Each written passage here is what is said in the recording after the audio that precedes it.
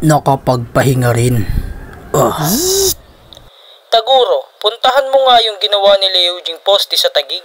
Bakit, Mr. Valdez? Nabalitaan ko nga na lugaw ang halo nila Eugene sa poste. Tapos yung isang operator ng bako umuwi daw sa probinsya nila para magbakasyon.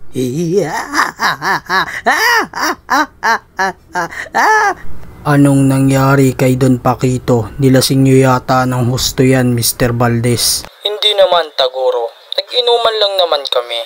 Naparami yata ako ng lagay ng bechin sa baso niya. Kaya siya nagkakaganyan ngayon. Nahahalusinate na yata yan. Tapusin mo na yan, Taguro.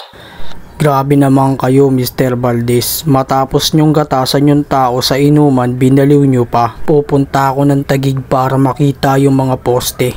Ililigpit ko na si Paquito. Sige na, Taguro. Ligpitin mo na ngayon si Don Paquito at tignan mo na ang gawa nila Eugene sa Taguig. Yung mga scrap. Ibebenta ko na yung mga scrap para may pambiling motor para makapunta sa Taguig. Sige, Taguro. Pero wag mong kakalimutang tapusin si Don Paquito, ha?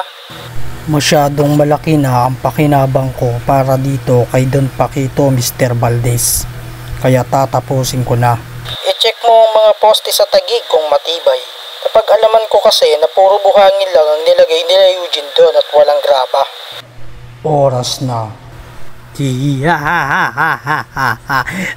Alak pa. Alak pa.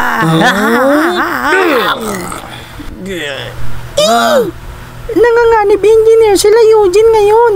Wala akong magagawa dahil kasalanan din naman nila Eugene. Wala ka bang gagawin, ha? Dapat hindi ko na pinabenta kay Eugene yung mga graba.